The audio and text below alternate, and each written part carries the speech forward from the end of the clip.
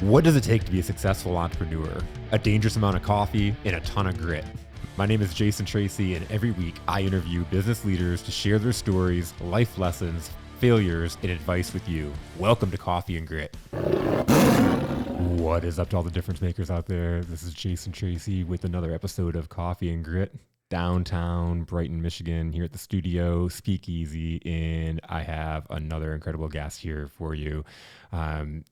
It's super cool. Dave Feidner was actually brought up in one of our episodes a while back with Mike Eller. He was on and talking about some really impactful story that he had shared with Mike. And so it's pretty cool because I had actually a couple days later had scheduled to meet up with Dave on related. And so Mike brought him up, and then we had a mutual connection, which Heather McGlone, shout out to Heather, another shout out. She had actually connected us with a couple guests a couple weeks ago, Belinda Ellsworth, which was another phenomenal episode. If you didn't check that out, check it out. But she circled me back around to Dave and connected us, and we had to reschedule, but it actually, I think, will work out really cool because we just talked about the EOS conference that was just this past week, and I know there's some really awesome energy that you can get out of that. So if you listened to the show before, EOS isn't just an acronym. It's Entrepreneurial Operating System, and it's a phenomenal business structure to put in place for your business. And me and Dave, we're going to get a little bit deeper in, and also this is another episode where I don't really know Dave's story. So I'm going to sit back along with you guys and just ask some questions and find out. So Dave, welcome to the studio. It was a long trip, I understand. Yeah. Figuratively and literally, yes. That moment when you're 15 minutes away, but it's an hour and a half to get here. Yeah, indeed. But I'm here. You're here. I'm grateful to be here. Thank you very much for having me. My absolute pleasure. So Dave, man, I see that you are a serial entrepreneur. How did you start? 11 years old, buying and selling newspapers in the winter in Vermont. Really? Yeah. So how did you start that? Honestly, I don't remember how. Oh, I think it was somebody who had a paper route, and they were going away for a period of time, and I took it over for them. Okay. And I was 11 years old. Yep. And so I did that for probably 4 years. But it was every morning, 4:00, and go get your newspapers and then deliver them. And then once a month, pay for them. And typically once a week, some customers once a month go collect their money. And it was as simple as that. Yep. And I did that throughout my youth. That was my first entrepreneurial venture, and it was very modest. Well, you think about that, though, and it's so funny because we had another guest, Belinda, actually, was on a couple weeks ago, talked about she got her start in the newspaper, buying, selling newspapers as well. And you think about it, at 10, 11, 12, 13 years old, kids don't know that at this point. There's no such thing as that really anymore. No, I don't know what happened to it. I imagine there were all kinds of things that today would make that illegal, but at the time, it was fairly common. Yeah. And it was a good way for a young person of that age to get familiar with managing money and trade, because literally you're buying newspapers for like 15 cents and you're selling them for 25 cents. That might not be the exact combination. It might have been less or more. Yeah. But that was essentially what it was. And then also customer management, because you're buying and selling the newspapers, but then who you're selling them to, how you're taking care of them, or you're growing your subscribers. Yeah, exactly. It was a very commoditized business, but you were the only show in town. Yeah, that's true. Either you're getting the paper or you're not. There was not another newspaper to be had, so they were either getting it to their door or they had to go out and get it in the morning elsewhere. So. You started your paper job and you were like, I'm an entrepreneur for life. How did it? Is that kind of how it unrolled, or? No. It's the only thing that became pretty clear to me, I would say fairly early on, was the need for freedom. I didn't fit very well into, normal employment constructs. And so I found myself trying a bunch of different jobs and not really working out very well in the vast majority of them. Not enjoying situations where I had to be told what to do because I wanted to decide what I wanted to do. And I eventually found my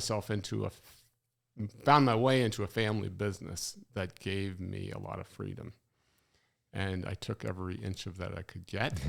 And one by one, over years, I eventually got higher levels of authority and eventually reached a point where I was able to convince them to let me take them to a different place, to a global place. And that's when I left the US and started launching and building companies in Latin America and Europe. Wow. How did you make that learning gap? Because you obviously hadn't done that before. How did you make that gap over to another country? It was learning every step of the way.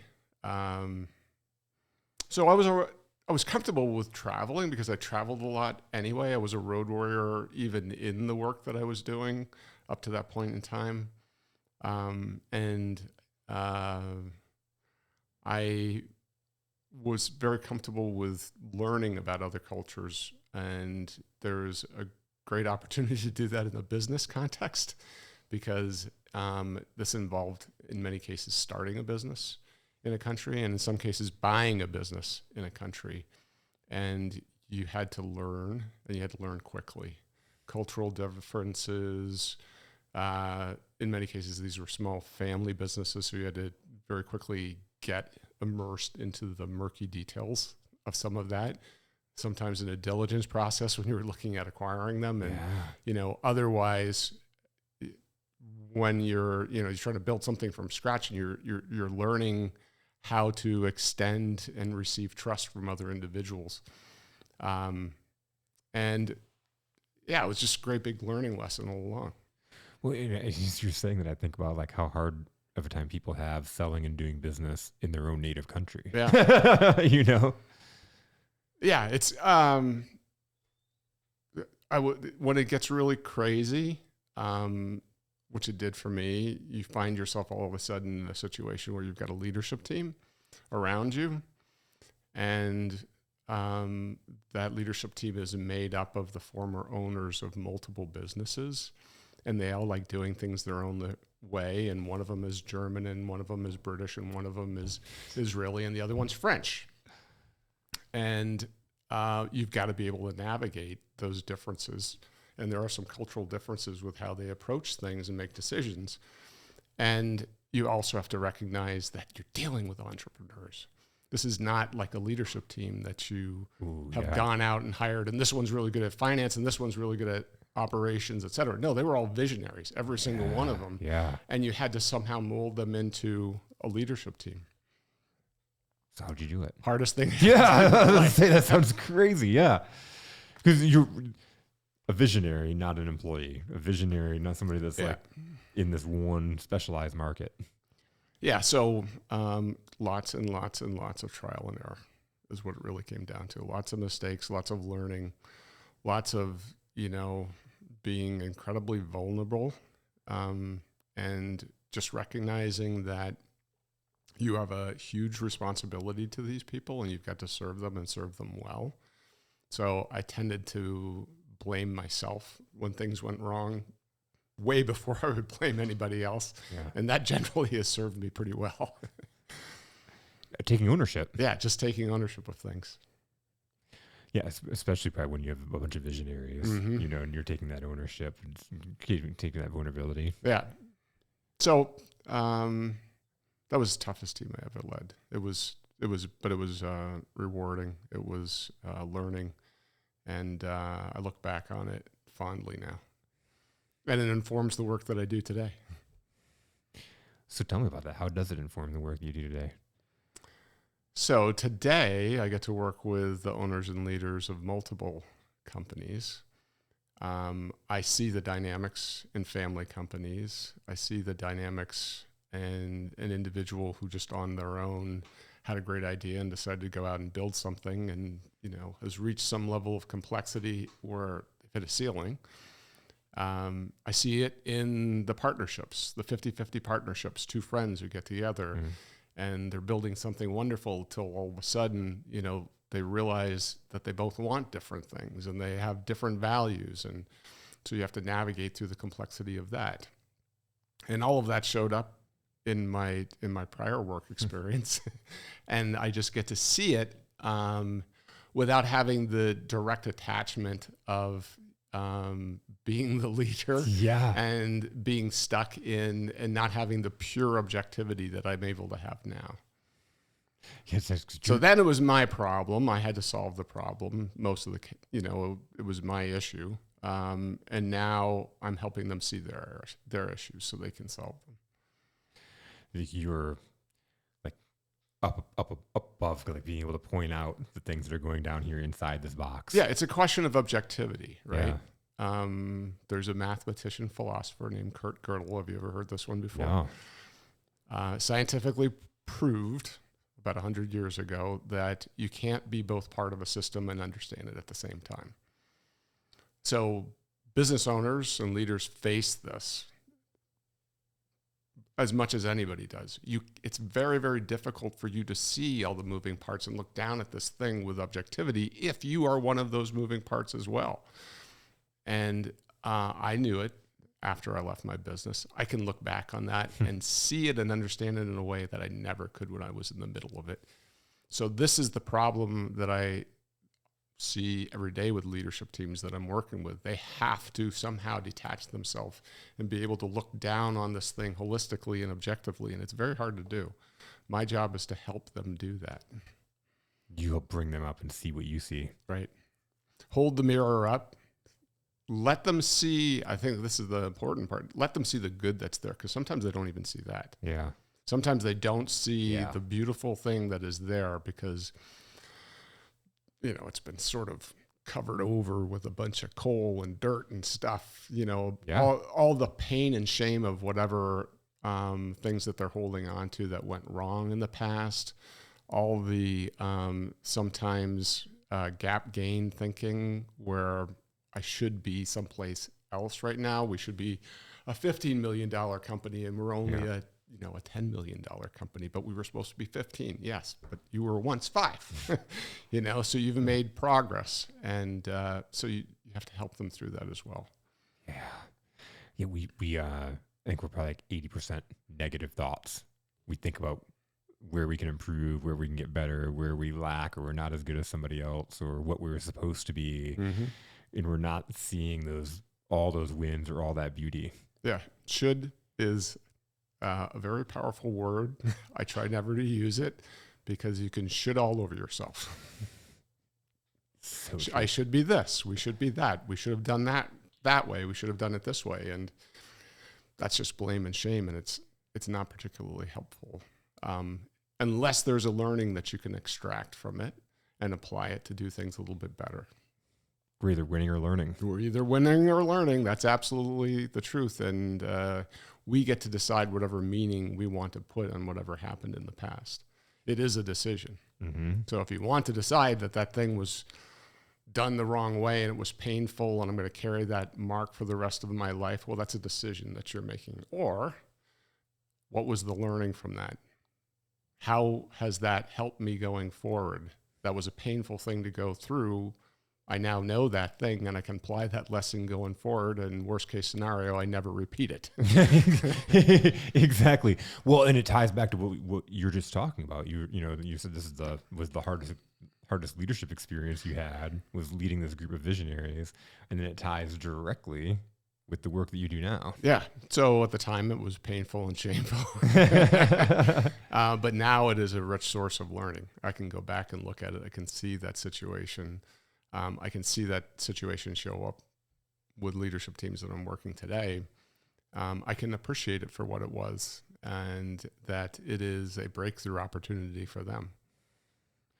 This is a big part of what this show is about. It is for entrepreneurs that go through that blame and shame, and they think they're the only ones that go through it, and they hold on to it, or they think that they're losing. They have all these losses, and they just can't figure it out for some reason. Going back to you can hold on to that and say, this is who I am, or I'm not a leader because I was in this seat once and it went haywire and you hold yourself back, and to be able to listen to it's consistent with all the guests that are on tell this story of pain that they were at some point and how it's led to their happiness and passion now. Yeah. Yeah. Your identity does get wrapped up with this, but you can determine what your identity is going to be. Your identity is ultimately the collection of behaviors that you continuously act on day after day. So you get to choose what those things are, and you wrap your identity around that. Yeah. But if you've been through it, and especially as you went through all those experiences, you bumped your head, you figured it out, and now you can go help somebody else that's been in your shoes in that same exact position. Yeah. It's powerful. I love that. Yeah. Yes. This is what I do. This is what I was meant to do. I'm enjoying this process, working with leadership teams, probably more than anything else I've ever done in my life. How did you discover EOS and in the pursuit that you're on now? By accident. It was after I had left. So sold to Blackstone, the Blackstone Group, and then it was an extended period of time post-sale that I continued to work. And the transition was a lot longer than probably it should have been, but eventually I transitioned out. And at that time, I started getting calls from people who were looking for help. And the first couple of folks who contacted me were folks whose companies that I had looked at acquiring. And they were looking for assistance. Frankly, most of them wanted to sell their businesses, and they wanted to, clean things up before they did that so they can get a good valuation. So it was just sort of off the cuff, if you will, consulting work, diving in, trying to diagnose the specific issues that they were facing, and then creating solutions for them. Yeah. And in the process of doing that with a couple of companies, I came across EOS. I came across the book. I came across an opportunity with one company that was running on EOS. And I very quickly discovered that there was this community of people that were doing this work. I was intrigued by them, their core values, how they thought, how they acted, how they worked together as a community. And I had a conversation with one of them, a gentleman named Mike Kotsis, and I got convinced, and then I took the next step. I actually initially was what we would call a base camp member. So you could initially just register, pay a subscription fee, and you could start teaching EOS. Okay. And labeling yourself or branding yourself as an EOS implementer. So that's what I did. And I realized that was a lonely journey, and trying to do it on your own. The content learning was great, but here was this connected group of people were helping each other do it really, really well. Yeah. And I said, go pro. If you're going to do this, if this is the right thing, join the community and do it with folks who are all on the same path towards mastery, trying to do it really, really well. And that led to me paying the money, going to boot camp, joining the community, and now being in this situation where there's this greater tribe, if you will, that I belong to, of people that I feel very comfortable being around, because they're very much like me. They have the same set of core values. They share the same purpose. They do the same kind of work, and they're committed to helping each other do this work really, really well. When I alluded at the beginning about the EOS conference being last week, and that was one of the first things I asked you when you got in the studio today, like, how was the conference? And you were like, you can't, it's hard to explain if you haven't been there before. Yeah. So you've no doubt been to many conferences. I've been to many conferences. Yeah. I have never experienced something quite like this. And this is like my third time going, and there were about 2,000 attendees. So 2,000 attendees who, for the most part, are committed to EOS. So you've got sort of a nucleus of EOS implementers there. You've got the EOS worldwide folks who put it on there. But it is mainly the owners and leaders of small companies. The vast majority of that audience there are participants. They are people who are using the system. Many of them are self-implementers. A lot of them are working with a professional implementer like myself. Mm-hmm. I try to get as many as mine there as possible, so we're kind of like a community within the community. But the content and the energy level is very, very high. High positivity, high vulnerability. And I found myself on the way home, well, frankly, on Friday night, because it was Wednesday, Thursday, and then half day Friday. I was so amped up, I really couldn't sleep well Friday night. Wow. And I sat up wondering, why was that? Well, you were in front of 2,000 people. Yeah. I probably had, 20, 30 conversations a day. And some of those conversations were deep conversations. They were very, passionate conversations, helping people solve problems. And then you're attending sessions and you're going deeper in sessions on the tools of EOS and sometimes in the personal stories of the individuals who were doing the keynotes. And I realized Friday night, I had to process all that stuff. It was just so much in such a short period of time that I stayed up most of the night writing, journaling, getting it out of my head so that I was finally able to kind of put it aside and say, all right, we've extracted some learnings. Yeah. Now you can go to sleep. Well, that's the best when you go somewhere and it lights you on fire. Yeah. You can't sleep on a Friday night. Mm-hmm. Yeah, that's what it was like. So not to scare anybody out there, it is really an awesome experience. And if you are a company that runs on EOS and you have not yet been to the EOS conference, you've got to go next year to the EOS conference. I literally, I was back and forth. Did I just go out there? I know they were sold out, and I was like, do I just go out there and meet up people? And I ended up, some things happened. I ended up not going, but I'm like, next year I'm getting a ticket because it just even from seeing everybody posting on LinkedIn, it just looked like an incredible experience. I know the community and how positive and uplifting everybody is. Yeah. Like, I want to be a part of that. Yeah. Yeah. It was, yeah.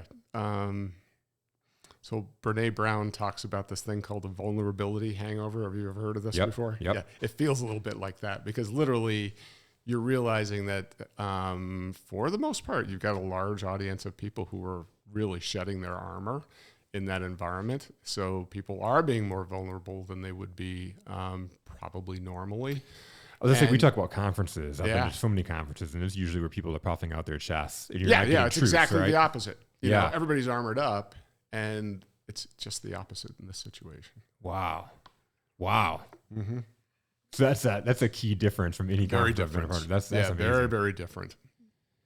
That's amazing because what kind of results can you get in life when you're ready to be vulnerable? Right. And when you're around other people that are ready to go being vulnerable. And you talked about going into having some deep conversations. Well, because if you don't have anybody that's protecting themselves against that, with that shield and not going deep, they're ready to go. Yeah. That's so much. That's so awesome. Yeah. And you see it modeled. So that's the other thing. Because there are multiple keynotes and then there's multiple breakout sessions, you see the community modeling that behavior, and it's hard, not to follow the model. I'm there. It's the EOS conference. There's all these wonderful people around. There's these people here that I admire, and they are being vulnerable with me, and you feel compelled. It's the culture. Yeah. It's like the it's leadership really, but it's watching everybody else, and that sounds like an amazing experience. It's a lot of learning in a very short period of time. A lot of energy, a lot of impact, a lot of creation too. So one thing I've found as amongst entrepreneurs, when they get stuck, there's often a lack of imagination or a fear of imagination. And you'll see it when you talk to them about what they want and what they want in the future. And usually it comes across initially as, I just want it to be a little bit more profitable, or I want to be in a better place than I am right now. And no one has asked them that question. Yeah. So when you can engage and you can ask and you can go a bit deeper, you are essentially engaging them in an act of creation. You are helping them create that future because no one has asked them specifically what it is that they want. And they get an opportunity to do it, and they start to recognize, oh, there's this thing that I've got to overcome. There's this thing, but really I want this other thing. And they start to literally take that first step towards creation, which is literally imagining a future on a date that they have not up to that point in time done. And for the most part, those who are veterans of EOS and have been doing this for a while, they're pretty familiar with it because the VTO pretty much drives them to do that. Here's your 10-year target. Here's your 3-year picture. Yeah. But there are many who are sort of, shall we say, nibbling around the edges of EOS. They're there at the conference because they've gotten their first taste of it, and they've been experienced to some of the tools, and they're using some of the tools. They're rocking their L10 meetings, things like that, but they have not had a conversation with someone about what they really want in their future. They haven't had that conversation. They're not used to shedding that armor and telling somebody something that, and mostly it's because nobody's ever asked them before. So you start asking that of them, they start thinking of it, and now all of a sudden off you go. You're on a creative exercise with them, creating a future with them, and they're starting to imagine the possibilities, and it starts to now show up with their leadership team and onto their VTO, and then they're starting to take real steps towards that future. Because you think about this, a visionary, they start their business because they have this purpose, this passion, this expertise. There's something there, right? But they need that community. They need help, or they need, that eyes that are non-emotional that are up here and can help them see how to get that. Yeah. And why do you think it is most people don't? Nobody asks them those questions.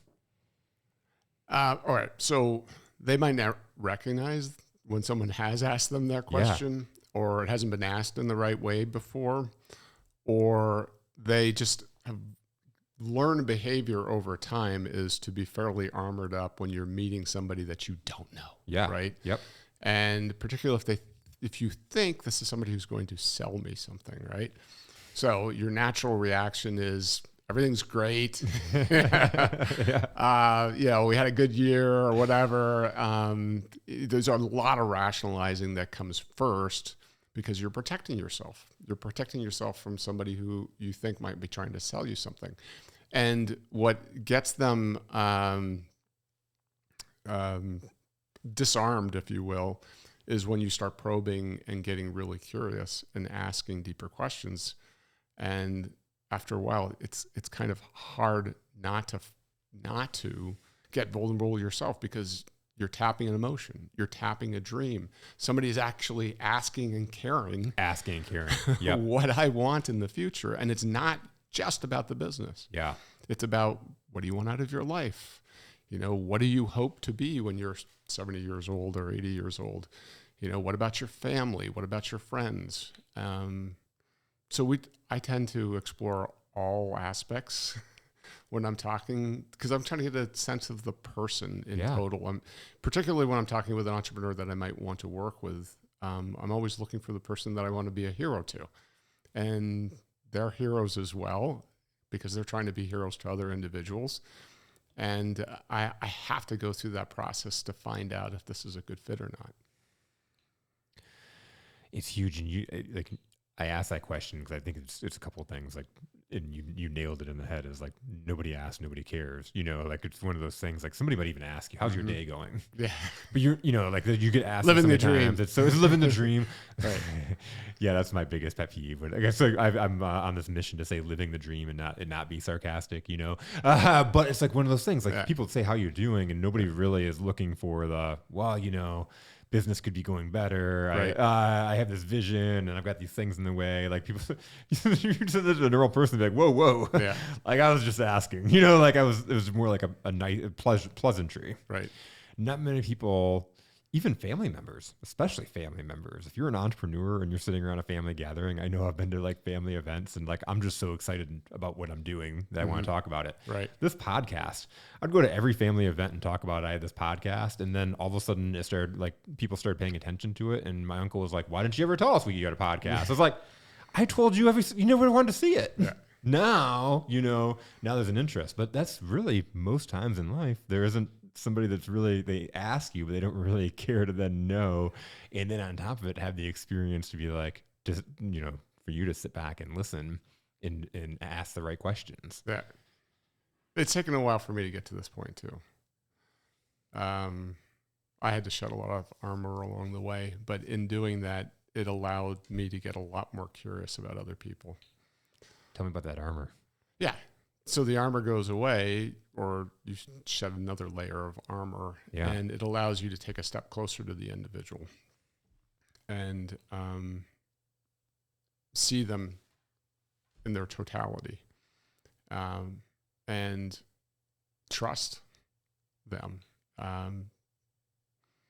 by extending a hand of trust first and sharing that you want to know more about them. You are curious about them. You want to care for them, right? And that opens a door, and you start to learn more, and you start to engage more, and you start to have greater impact. And it's all about the impact. Yeah.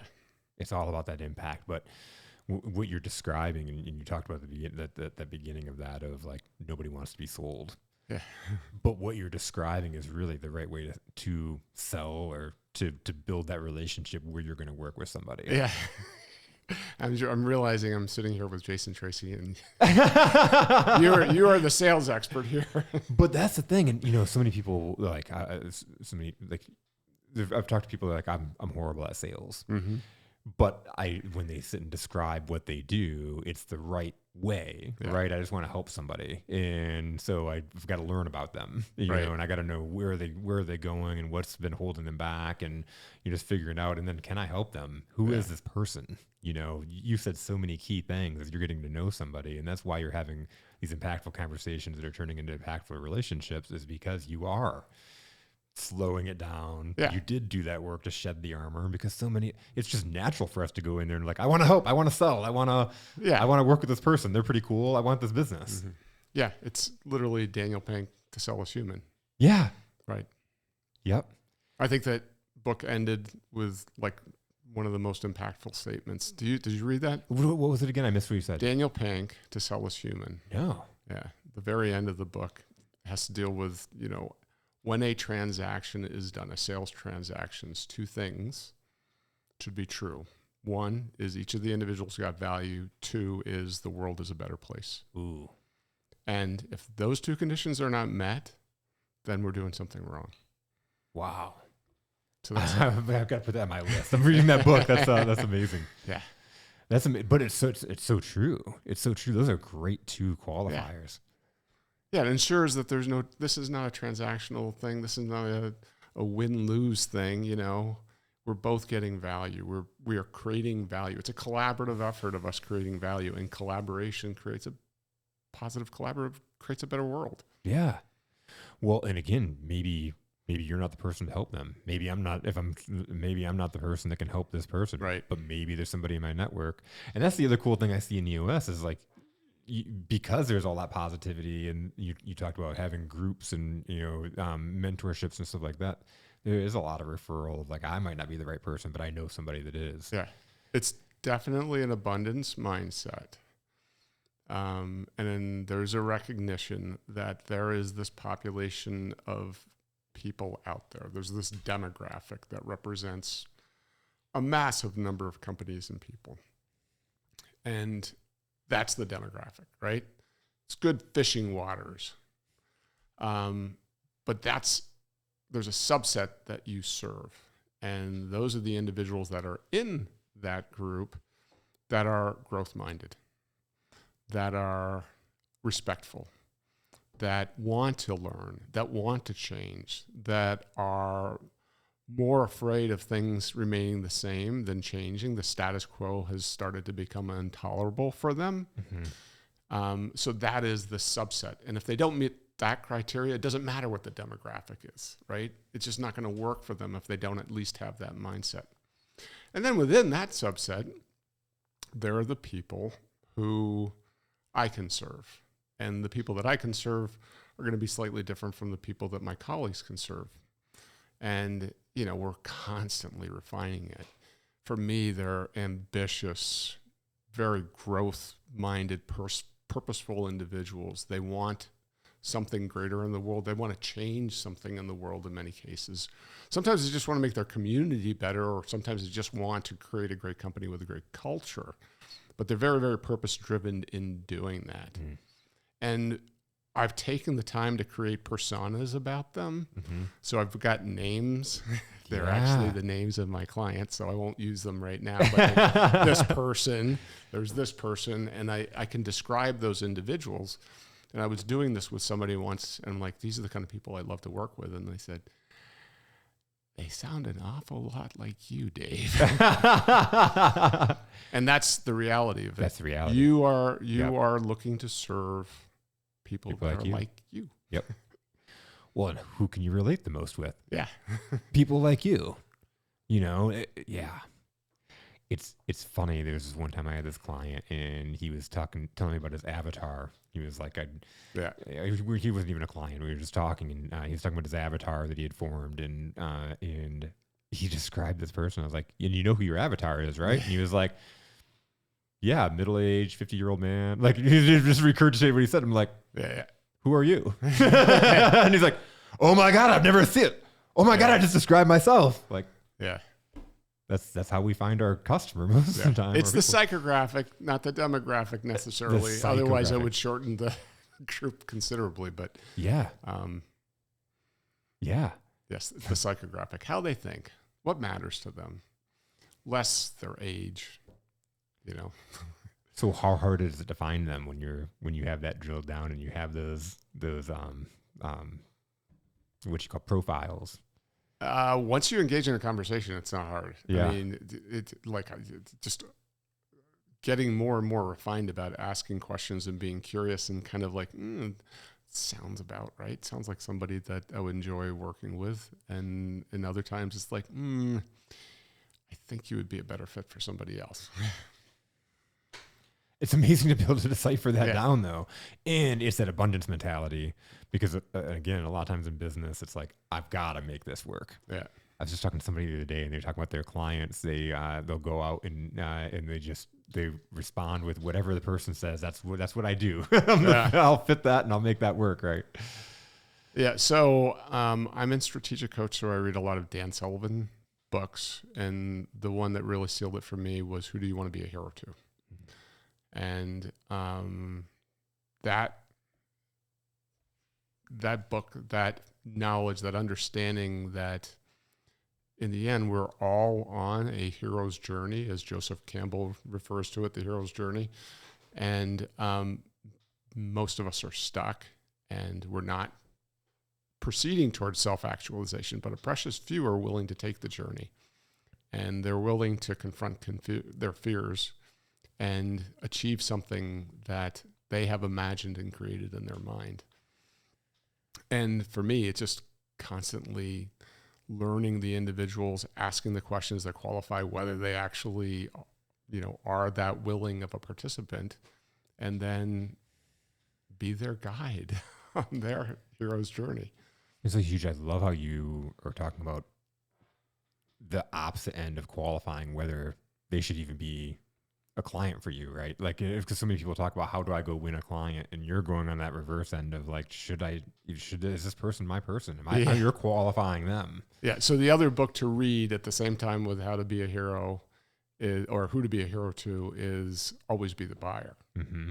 So have a buyer's mentality about who you're going to engage with as well, because not everybody is fit to do that. Recognize that and simply do the work to help those people out there in the world that you're ideally suited to serve to find you.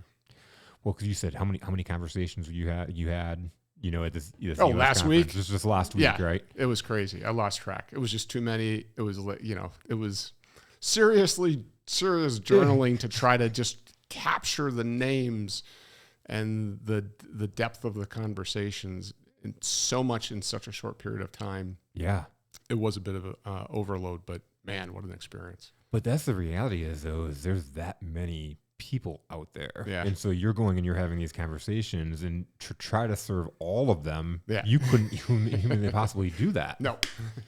So it's so important to be able to be that buyer and decipher those good fits because one, you're going to be the bigger hero to them because you're going to impact them. There's going to be impact because you've qualified that they're the people that are going to respond to. Yeah. If you try to serve beyond that, you're just going to dilute the impact. You're going to find individuals who are stuck with a certain mentality. And if you try, you're going to find yourself very quickly in a situation where you want something for them more than they want it themselves. And that doesn't work. I've tried to lead so many horses to water. You usually end up with a carcass and then you got to get rid of it. A little bit ago, you talked about self-implementing versus bringing in someone like yourself, like an implementer. Right. Tell me that difference. And I know, like we've talked about a lot of this different stuff, but as you're self-implementing, what's that difference bringing somebody in like yourself? So the population of people, of companies that self-implement is large. I mean, like 200,000, something like. There's about 20,000 plus companies that have implemented with a professional implementer. So recognize there's like a 10-to-1 ratio out there, and it's easy to see why, because EOS was given away to the world. Gino gave it away to the world. He could have kept it himself and just had his nice little coaching practice, but he didn't. He gave it away to the world. And what that has done is switched on this huge community of people around the world who are creating something of greater value in their companies. They might only be using some of the tools, not all of the tools, but they are getting value from them, and they're creating a better culture as a result. The ones who take the next step and get a guide are the ones who are most intentional about it, where what they want in the future is very important to them, and it is something that's very difficult for them to do on their own. Remember Kurt Gödel. Yeah. It's hard to have the objectivity. So I've worked with a lot of people who were formerly self-implementers, and they got value for a couple of years doing it that way, but they reached a point of complexity where they needed the help of a guide. And I've picked up from where they were with their self-implementation. We sharpened up the tools, and they bought in completely to the entire system, and we got them on a journey towards achieving a high level of strength in all 6 key components. How fun is that when they've did a pretty good job self-implementing and you're just coming in and sharpen the tools up? It's as fun as starting from scratch with someone who's never even heard of this before. That's awesome, Sometimes it's a little bit harder. It's a bit like, the student who is already, their head is already filled up with all the learning that they've had up to that point in time. They just want to top it off a little bit, but unfortunately it doesn't work that way. Learning does require in many cases that you have to unlearn things. And in many cases they have to unlearn assumptions that they've made about how the tools worked. Hey, I read Traction one time, and so this is my understanding of how it works. I'm like, all right, let's get the book out. And they're, oh, yes. Forgot about that point, right? Oh, there's this accountability chart. Ah, yes. Wasn't sure that was going to work for us, so we did the VTO and everything else. Yes. And now you have no accountability. Right. Yeah. It's the picking and choosing. The picking and choosing. Yeah, right. yeah. The picking and choosing works up to a point. Hey, I actually was familiar with Vern Harnish's stuff years ago because I hired a bunch of CEOs who were former YPO guys, and they used Vern's one-page strategic planning document from the Rockefeller Habits. Okay. So I adopted that and used that in my company as well. But it was like, it was a one-page tool. That was it. I mean, it was great at articulating a vision. We did not have all the other pieces. We did not have the totality of a complete system with self-reinforcing tools.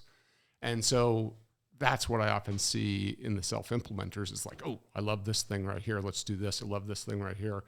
Oh, and I heard this other tool that's not an EOS tool from, one of my friends, and I'm going to put that in. And pretty soon they've created a little bit of a Frankenstein system. Well, it's not EOS, it's BOS. It's Bob's operating system.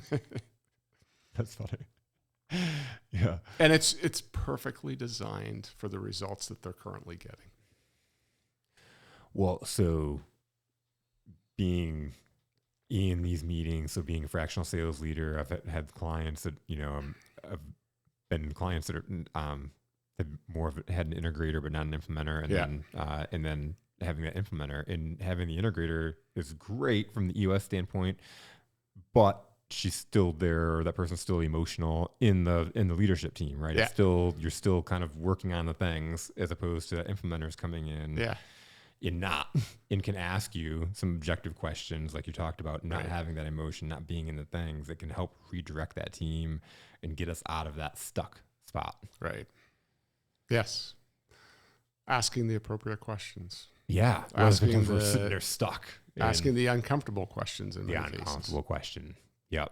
And I think that's the other piece too from having an implementer is being able to, I guess, depending on what kind of company or what kind of culture, what kind of people you're working with, but getting past that elephant in the room, or the making sure that is talked about, or that there is no sacred cow that you're like, we've done that before, we're not going to touch that again, and it's like being able to jump into that without there being a pushback. This is just the way we've always done it. If you're self-implementing, I could see that there's maybe a little bit more of a pushback.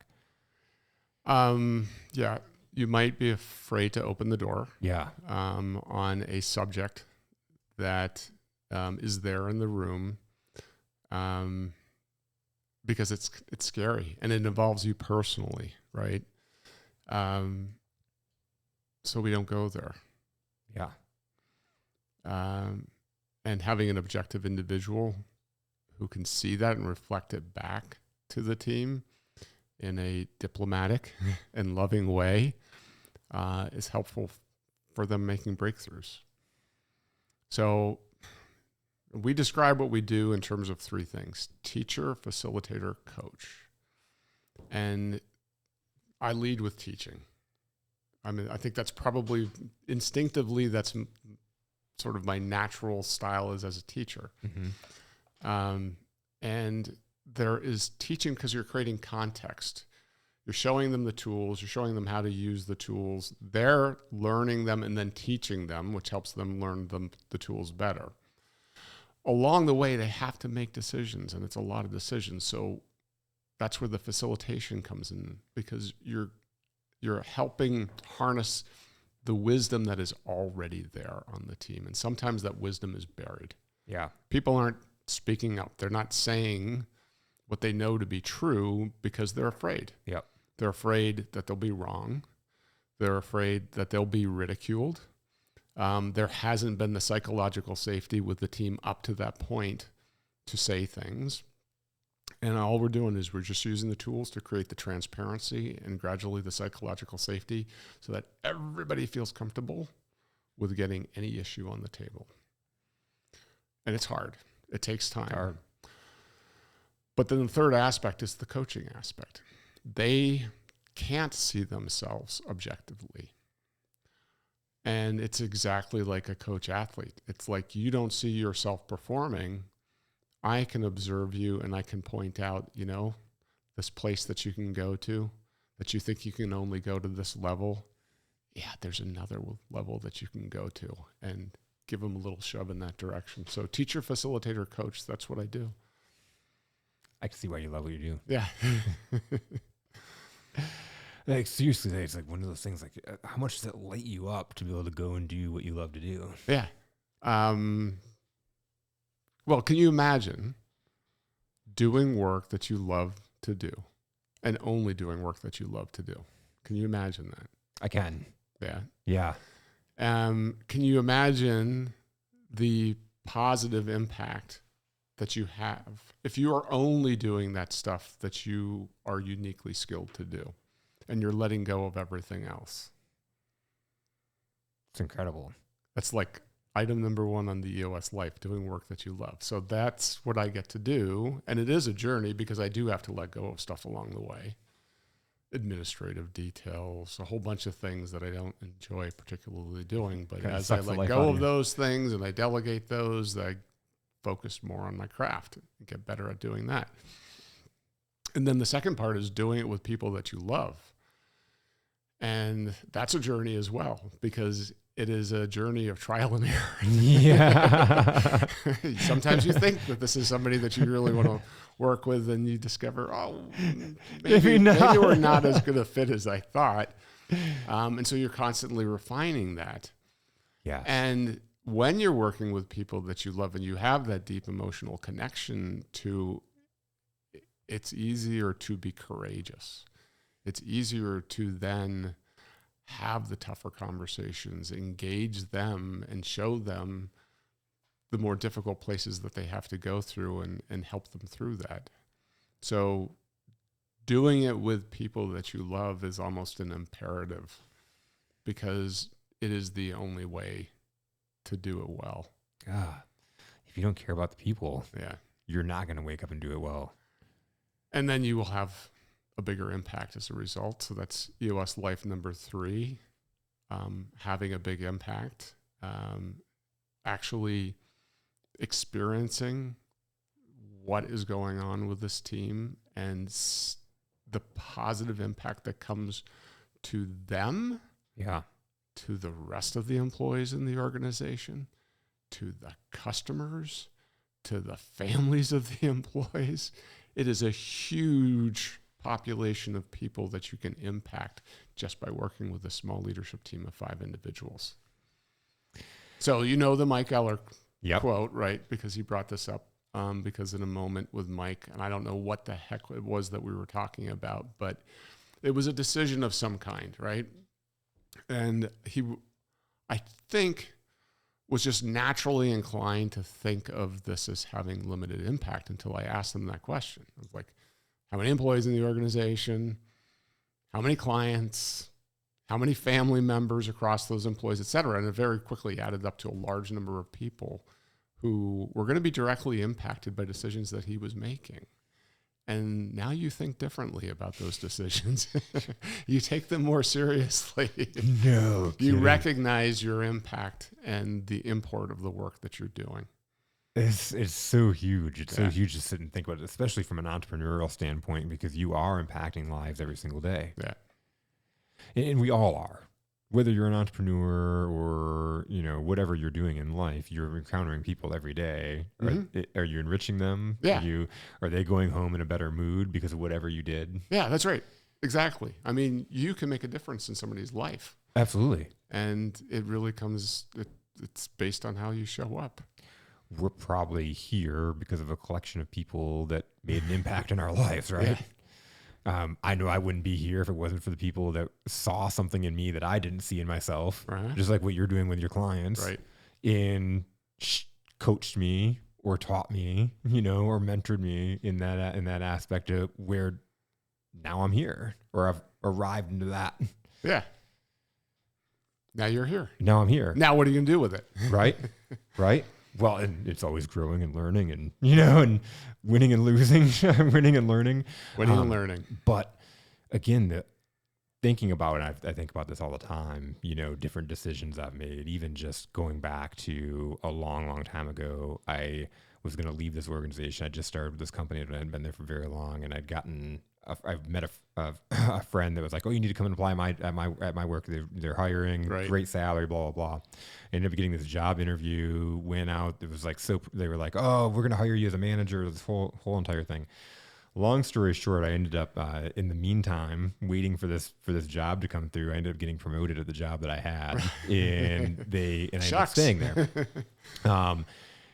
I made that decision between it was funny. After I took the promotion, like 3 months later, this company called me up. It was like, "Hey, we're ready for you now." I was Yeah. like, "Man, I'm so glad I didn't wait for that." But I didn't wait for it, and the guy that ended up working with changed my life. He was one of the biggest mentors I had in my life, and just, I mean, he really pushed me. He kicked my Right. body, like helped me switch my perspective. I went from an employee to somebody that thought like a business owner, that thought like an entrepreneur, just by working with this guy.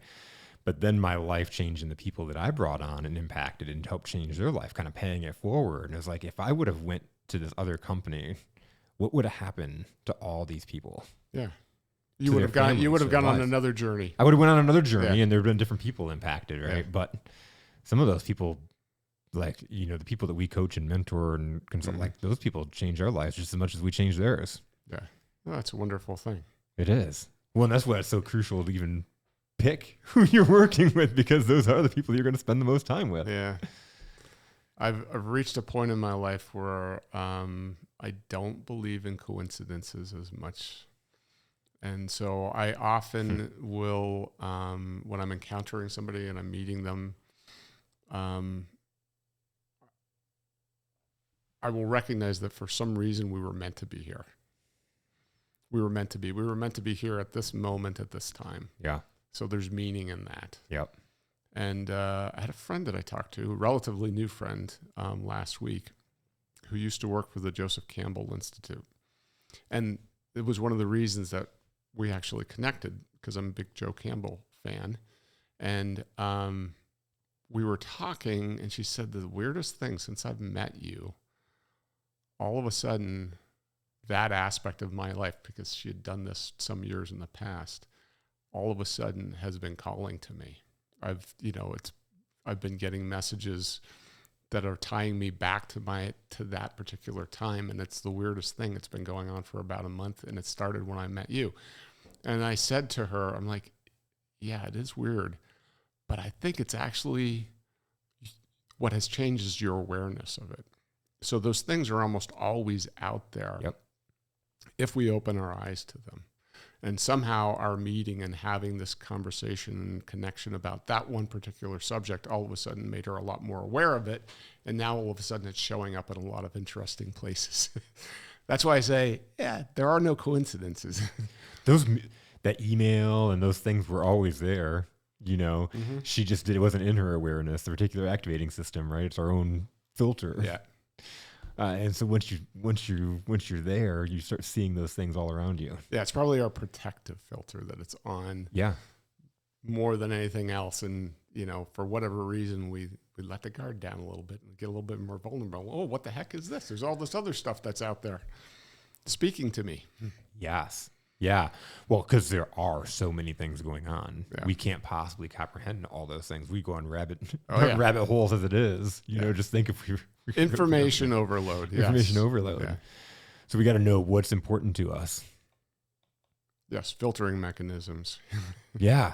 Yeah. Well, and you talked about abundance mindset, Yeah. Versus that scarcity. Like, that's a whole filter in itself. If you see things in abundance, you're not trying to hardcore sell that person in front of you. Right. You recognize that you're interviewing them just as much as they're interviewing you. Right. And I recognize also that the amount of stimulation that is out there in the world, and the news and the internet and the radio, and just we get sucked up in, because there's a lot of scarcity selling that's going on out there. Oh yeah. So you have to recognize when you're engaging with an individual, that is the environment that they are encased within. And what you're trying to do is speak to their soul. Trying to speak to their soul, because that's the intact part of them that's just been covered over with all this armor to protect them from all this other stimulation that is out there. Yeah. So I found, like in my own case, I have to remove a lot of the stimulation. I didn't do such a good job last week at the EOS conference, but it was all good stimulation. But like, I don't watch the news anymore. I don't listen to the news on the radio. I don't go to any news websites. I have to shut off some aspect of that stuff so that I've got a stronger filtering system to be able to connect with people. And what does the world look like when you do that? A beautiful place. Right? Yeah. Isn't it funny when we we control our filter and we turn that stuff off, the world looks completely different. Oh yeah. It's not a new gimmick. It's not. No. No, it is. It's literally existed for a very long time. Some of the founding fathers of this country were like that in their, in their older years. Thomas Jefferson was a classic example. He's like, he just stopped reading the news journals and just immersed himself in his books. And he said, the wisdom is all here. Everything else out there is just noise. Yeah. And, be wary of pronouncements of the world has changed, because you will find that, that's a very tall order. It really is. I was reading this book during the How to Outwitting the Devil by Napoleon Hill. This book was written in 1919, and he's describing things that were going on now. It's like people haven't changed. Nothing's changed. There's like technology's changed. Things in the world have changed. There's more stimulus now than maybe ever before, but the principles overall have not changed. Oh yeah. I had an epiphany on this back in 2001. So it was the week of September 11th, 2001. And at the time I was a subscriber to The Economist. I read it every single month, cover to cover. I was also flying around a lot, so I needed, to go through a lot of magazines on the plane. Oh yeah. But the cover that following week just showed Lower Manhattan and smoke. And the cover headline was The Day the World Changed. And I kept that for a while because I said, that seems like a fairly bold statement to sell magazines, but I don't think the world is going to prove to be fundamentally changed if we look back at it 5 or 10 years later. And honestly, look back at it, has the world fundamentally changed? Not really. No. So be wary of the news. Yeah. It's just so funny. It's like somebody was just talking to me the other day, and they're like, "Well, the world is such a divisive place," and I'm like, "It is." No, I know that there's things that are going on. Yeah. I get it, but I don't surround myself around that. I don't watch the news. I don't keep myself around the news outlets, and I also choose the type of people that I'm around. Yeah. And so even just this kind of conversation the day from political standpoint, I surround myself with so many kinds of different people, and yet I don't know where they stand. In some cases, we don't talk about that kind of stuff. We talk about other things. Right. Yeah. You can choose your method to divide people into or to categorize people into. You definitely. They're all decisions, right? Yep. We're very my team, your team, or my team against your team driven in a lot of cases, where I see from that standpoint. And I've been trying to narrow it down to who do I want to be a hero to, and then there's everybody else. And they can find other people who can be heroes for them. There's this group of people that I can be a hero for. I love it. I think I think that's the theme of probably the title of the episode. Yeah. Who do you want to be a hero to? Yeah. That's been brought up quite a bit. I obviously know that means a lot to you. Yeah, it does mean a lot to me. I was not as familiar with are you familiar with the work of Joe Campbell? No. So you mentioned Joe Campbell. Joseph Campbell was a mythologist, early to mid 20th century. He studied all the legends and all the myths across all the cultures. And what he discovered in all of those was a common current, a common storyline. It was the same damn storyline in every one of them. And the storyline was the hero's journey. And the hero's journey is your story. It's my story. How do we know this? Because that's where the mythologies came from. They came from human minds who created them. Yep. And all of a sudden, I'm like, oh, yes, I recognize this. I am on a hero's journey just like everybody else. What happens along the way is we armor up. We don't confront our fears. And as a result, we can't overcome them and achieve whatever that pinnacle is that we were meant to achieve. And that has resonated with me ever since. And yes, that's why I got attracted to an individual who was interested in Joseph Campbell, because I'm recognizing there's something fundamental there. That work had a lot of meaning, and it then became the basis for things like story brand marketing. Comes from that same concept. Yes. You know, the journey that I take with a leadership team, with their company, same concept. This is a journey. This is a hero's journey that we're going on.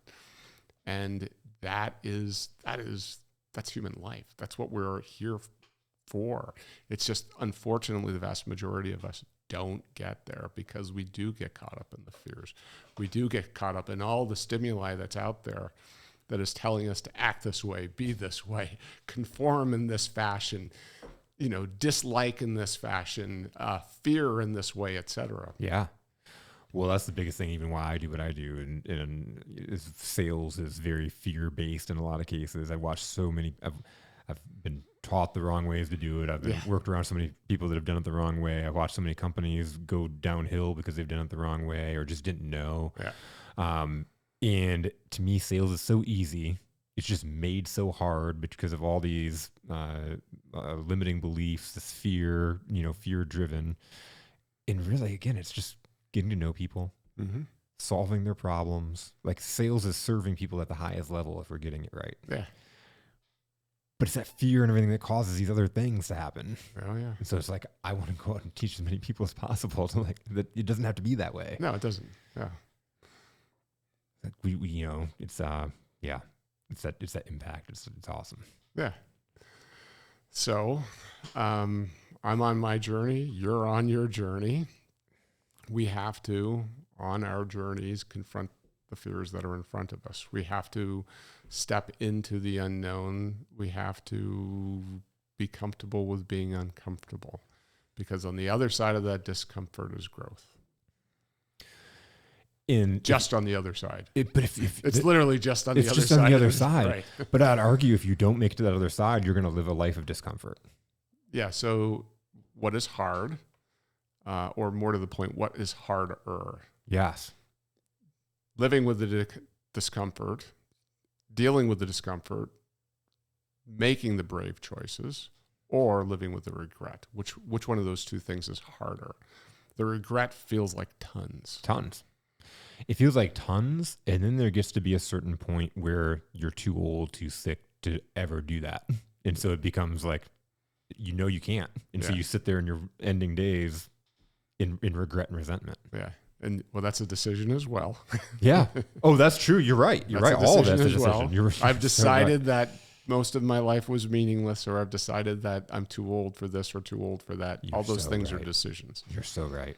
You're so right. We said make that decision. When somebody says that, a good question to ask is, when did you decide that? When did you decide that you were too old? Did somebody tell you that you were too old? Yeah. Yeah. So true. Man, Dave, that was an awesome one to bring back around on me. I was like, whoa. Everything we do is a decision. If you're too sick and too old, that was a decision. I watched it happen to my grandma. My grandma was completely healthy. Like, other people looked up to her for her age, going out and doing things. And then one day she decided she was sick. Yeah. And it didn't take long. Yeah. It's crazy what our minds can do. Our minds. Yes, indeed. Man, Dave, thank you so much for making the trip all the way out here. It's my pleasure. Waiting the traffic and making it happen. This has been a really enlightening episode. Thank you so much. I appreciate it. Thank you for having me. Absolutely. Thank you. All right. Cheers. Cheers.